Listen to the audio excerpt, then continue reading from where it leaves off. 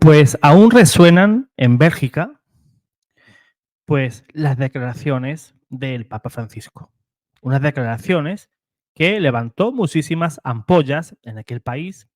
Recordemos que la capital de Bélgica, en Bruselas, pues allí está la sede de la Comunidad Europea y es donde se gestan todas esas leyes progres, entre ellas, pues, el de arrebatar la vida a un inocente dentro del vientre materno. Pues imagínense si en ese lugar donde gestionan todas esas leyes, las que propagan todas esas leyes, pues imagínate que va el jefe de la iglesia, el sumo pontífice, el Santo Padre, el Papa Francisco, y afirma que arrebatar la vida a un inocente en el vientre de la madre y con el agravante de parentesco, porque es su madre la que permite que le quiten la vida a esa criatura, pues todo el mundo pues se vuelve contra el Papa. Es como si el Papa hubiera dado pues un golpe a un avispero y ahora están todas las avispas pues buscando a quién picar. ¿Y con quién se van a picar? Con la Santa Iglesia Católica. Como se suele decir, con la Iglesia hemos topado. Pues bien, hoy quiero compartir con ustedes una noticia de alcance. Vamos a compartir pantalla. Vamos a colocarlo aquí bien. Aquí. Más de 500 personas amenazan en Bélgica con apostatar tras el viaje del Papa Francisco. En una carta abierta denuncian la gestión insuficiente de los casos de abuso en la iglesia. O sea, aquí ahora lo que es el y tú más. No, pero y tú más. Cuando todos sabemos que la Iglesia Católica es la única institución que es totalmente transparente sobre este tipo de hechos. Y es, sin lugar a dudas, la institución por la cual ha luchado más contra esa lacra. Eso está mal, haga quien lo haga. Si lo hace un cura, si lo hace un albañil, si lo hace un profesor, haga quien lo haga, está mal. Es algo desnable. Pero, ¿qué pasa? Cuando lo hace un cura, cuando lo hace un religioso, pues parece que el demonio, pues, le gusta bailar más por rumba. Y es cuando le hace, pues, más este tipo de juegos, salen más en los medios de comunicación. Cuando un cura hace algo bueno, pues eso no pasa nada. Pero si un cura, pues, tropieza, pues, lógicamente, un programa de 2 horas, si es posible. Pero todos esos misioneros que están en África, que se dejan su vida, que agotan su vida en pos de los demás, de los más desfavorecidos, de los pobres, pues entonces eso no importa, ¿verdad? Pues bien, vamos a leer esta noticia. 524 personas, ese es el número exacto por ahora, seguro que van a venir más, han pedido la apostasía en Bélgica.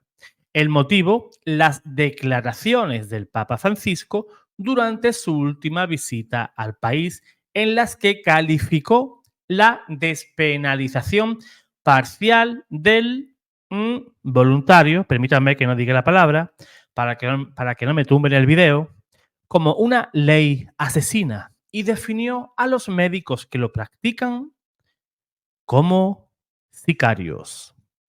Según recoge Catholic, distintos medios belgas han enviado una carta abierta al nuncio apostólico, que es como si fuera el embajador del Vaticano, el embajador del Papa, pues en Malinas, Bruselas, al arzobispo, y a las 7 diócesis de Bélgica, en la que los firmantes protestan contra las declaraciones del Papa, ante las cuales el exdelegado general belga para los derechos del niño, Bernard de Vos, habría convocado una campaña de apostasía masiva con el objetivo de mostrar su rechazo a las palabras de Francisco. A ver,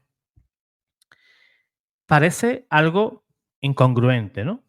El exdelegado general belga para los derechos del niño.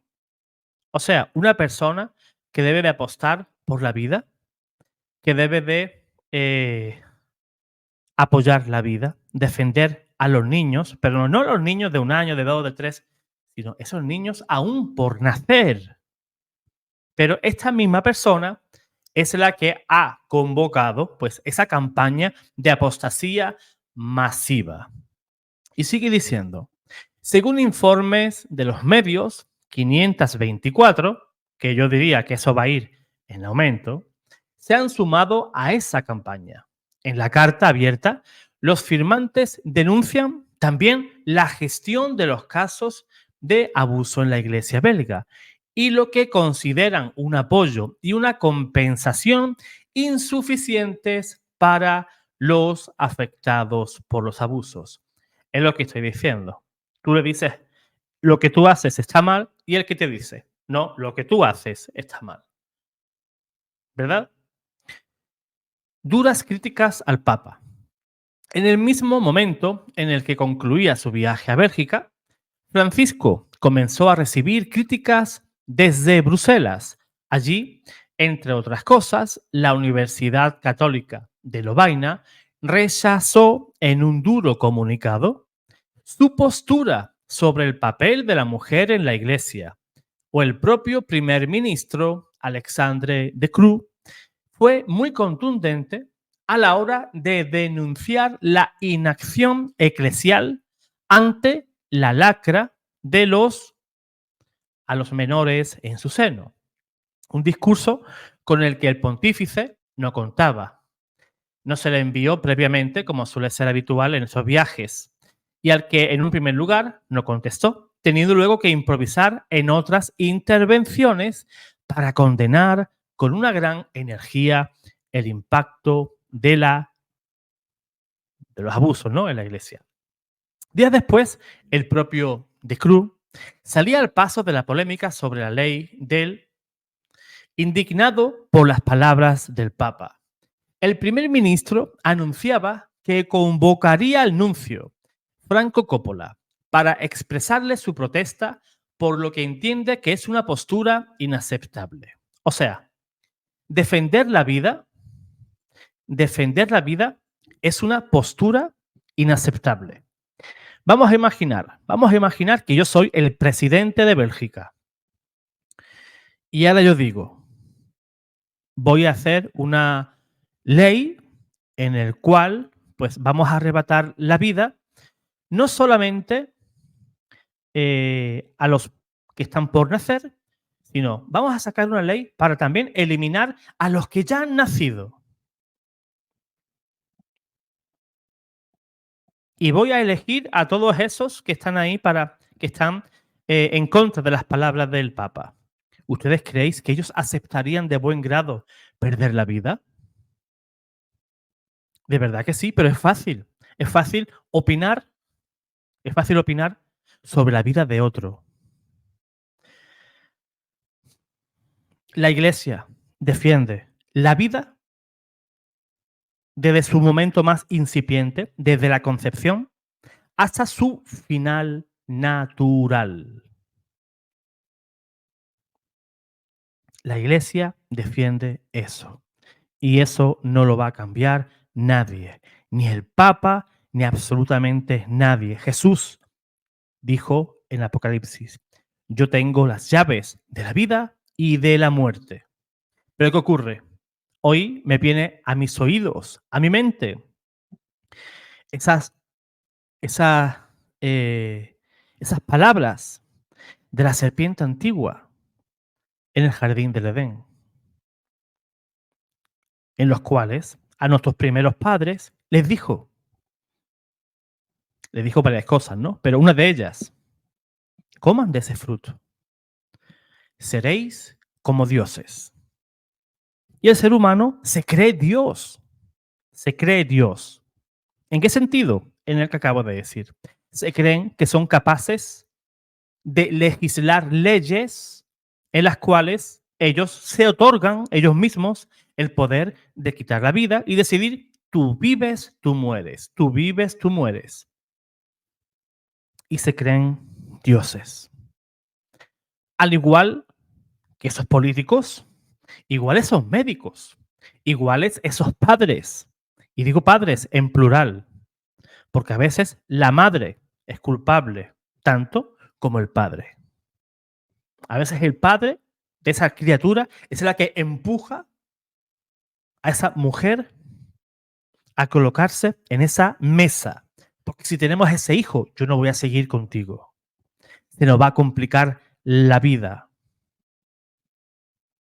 Yo quiero seguir mi carrera, quiero seguir mis estudios, quiero seguir en ese trabajo tan estupendo que tengo, quiero seguir viajando, porque si tenemos una nueva criatura, ¿cómo vamos a viajar? Todos van a ser inconvenientes. No, porque yo vivo para mí, yo lo que gano es para mí. Y si ahora tengo un hijo, pues para mí es un inconveniente. Comprar pañales, leche, ropa, cuna, juguetes. Yo todo lo que tengo es para mí y no se lo voy a dar a nadie. El egoísmo, el egoísmo. Pero bueno, vamos a esa parte, ¿no? A la parte también de la apostasía. A la parte de la apostasía. ¿Quién fue el primero de los apóstatas dentro de la iglesia? ¿Quién fue? Judas Iscariote. Fue el primero en apostatar, en abandonar la fe, en abandonar a Jesús y a sus apóstoles. Él creía en Jesús. También lo dejó todo. También le siguió. Y dice en San Juan capítulo 2, versículo 11, que sus discípulos creyeron en él.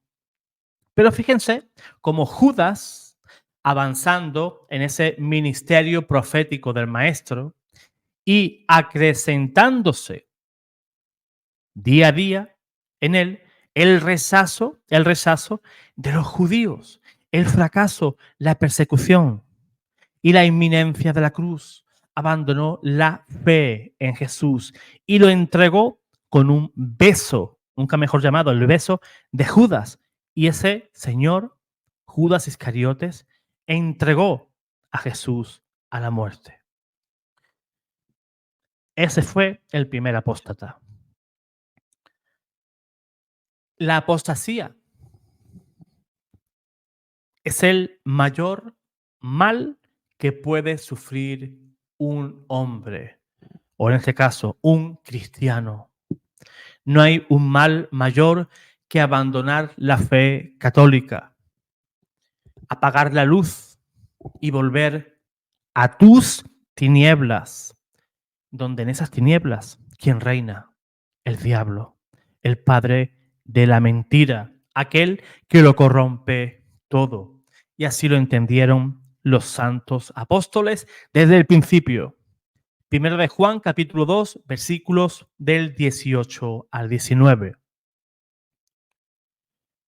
De los renegados, herejes y apóstatas, dice San Juan, muchos se han hecho anticristos. De nosotros han salido, pero no eran de los nuestros. Esas 524 personas van a salir de nosotros, pero no eran de los nuestros. No eran de los nuestros. Porque si hubieran sido de los nuestros, no nos hubieran abandonado. La apostasía es el más grave de todos los pecados. Santo Tomás de Aquino, el doctor angélico, entiende la apostasía como el pecado de infidelidad, el rechazo a la fe, el negarse a creer, el cerrarse a sí mismo en su forma máxima y señala la raíz de su más profunda maldad. Dice Santo Tomás de Aquino en su Suma Teológica sobre el tema de la apostasía lo siguiente. La infidelidad como pecado nace de la soberbia, por la que el hombre se somete su entendimiento a las reglas de la fe y a las enseñanzas de los padres. Todo pecado consiste en la aversión a Dios, y tanto mayor será un pecado cuanto más separa al hombre de Dios. Ahora bien, la infidelidad es lo que más aleja de Dios. Por tanto, consta claramente que el pecado de infidelidad es el mayor de cuantos pervierten la vida moral. Y la apostasía es la manera y la forma más extrema y absoluta de la infidelidad. O sea, como dice Santo Tomás, tanto mayor es un pecado cuanto más separa al hombre de Dios. Esas personas han decidido abandonar la iglesia, abandonar la iglesia. Pero es igualmente separarte de Dios, separarte de la comunión eclesiástica, separarte de los sacramentos, de la vida sacramental. Si tú quieres ser santo, tienes que tener una vida intensa con los sacramentos. Si te separas del cuerpo, es como si cogiéramos una rama de un árbol, la cortamos y la tiramos a un lado. ¿Qué ocurre con esa rama? Esa rama se seca, pierde la savia, que es la que llevaba pues ese alimento a ese árbol, ¿verdad? Se seca y finalmente eso no vale para nada. Lo único que vale es para echarla al fuego y para que arda. Pues estas mismas consecuencias totalmente pésimas de la apostasía ponen de manifiesto el horror de este pecado, que de igual manera Santo Tomás de Aquino las describe de la misma manera. El justo vive de la fe, y así, de igual modo que perdida la vida corporal, todos los miembros y partes del hombre pierden su disposición de vida, muerta de la vida de justicia que es por la fe. Se produce el desorden de todos los miembros, en la boca que manifiesta el corazón, enseguida en los ojos, en los medios del movimiento y por último en la voluntad que tiende al mal. De ello se sigue que el apóstata siembra discordia, intentando separar a los otros de la fe, como él se separó. Pues esas personas, fíjense que ese señor, el que era el responsable sobre la protección de los niños, él que se quiere salir o que se ha salido de la iglesia, igual intenta separar a otros miembros de la iglesia, del mismo modo que él se separó. O sea, el apóstata siempre va a buscar a otros que abandonen la verdadera fe con él. El fiel cristiano no puede, no debe perder la fe sin grave pecado. El hábito mental de la fe que Dios infunde en la persona por el sacramento del bautismo no puede destruirse sin graves pecados del hombre. Por su parte, Dios es fiel a sus propios dones. Los dones y la vocación de Dios, como dice Romanos 11:29, son irrevocables. Así lo enseñaba Trento, citando a San Agustín. Dice lo siguiente: Dios, a los que una vez justificó por su gracia, no los abandona, sin antes no es por ellos abandonado. O sea, Dios puede levantar las manos de ti, pero antes tiene que haber voluntad del hombre de marcharse, de estar lejos de Dios, de abandonar a Dios. Por eso enseña el Concilio Vaticano I lo siguiente: no es en manera alguna igual la situación de aquellos que por el don celeste de la fe se han adherido a la verdad católica y la de ellos que, llevados por opiniones humanas, siguen una religión falsa, porque los que han recibido la fe bajo el magisterio de la Iglesia no pueden jamás tener causa justa para cambiar o poner en duda esa misma fe. Por eso fíjense lo interesante que dice la Iglesia en el Concilio Vaticano I. Porque los que han recibido la fe bajo el magisterio de la Iglesia no pueden jamás tener causa justa para cambiar o poner en duda esa misma fe. ¿Se dan cuenta cuando una persona decide abandonar la fe católica? ¿Qué te dice?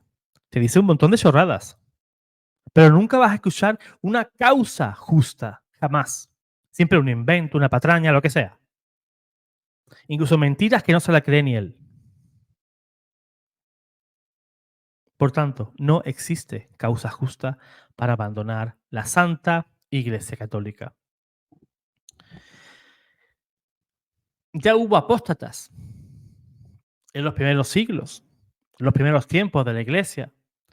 Como vimos, son aludidos por los apóstoles, pero los hubo sobre todo con ocasión de las persecuciones, especialmente en la persecución de Decio, allá por el año 249, 251. Y a veces fueron muy numerosos estos cristianos lapsi o cristianos caídos, que para escapar a la cárcel, al expolio de sus bienes, al exilio, a la degradación social o incluso a la pena de muerte, realizaban actos públicos de idolatría, ofreciendo a los dioses falsos sacrificios, incienso o consiguiendo certificados incluso de idolatría. Y en esto ya lo advertía San Cipriano, que es criminal quien pasa a ser apóstata, aunque interiormente no se haya incurrido en el crimen de apostasía. O sea, esas personas que públicamente, de manera exterior, pues apostataban de la fe, aunque de manera interior, de manera intelectual, no abandonaban la fe. Pero, como dice San Cipriano, es criminal hacerse pasar por apóstata. Si es criminal hacerte pasar por apóstata, imagínate qué es ser auténticamente apóstata.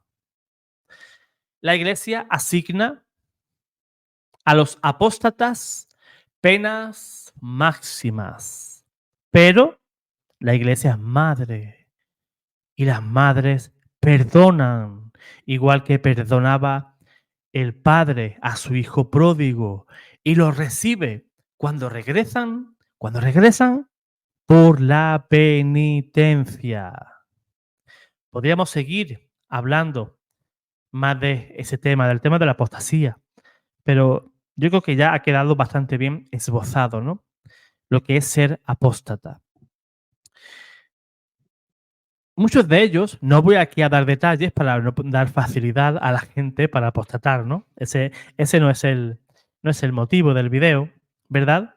Existen pues eh, unos certificados en el cual pues rellenas y apostatas de la fe, pero nada te va a borrar tu bautismo, tu bautismo. No existe el desbautismo. Una vez yo escuchaba pues, al hermano Fran Morera y decía que el bautismo salva. Por supuesto que salva. Pero la persona que no quiere salvarse, esa persona se va al infierno con su bautismo y todo. Y este es uno de los casos, el caso de apostasía. Tú no puedes borrar tu bautismo. Tú fuiste sellado por el Espíritu Santo el día de tu bautismo y serás siempre hijo de Dios mediante el bautismo. ¿Que tú hoy lo rechazas? Vale, pero ya estás marcado. Imagínate, el dueño del ganado que marca a fuego a un animal. El animal, aunque se quiera alejar del dueño, aunque ya no ame al dueño, ¿qué pasa? La marca la tiene.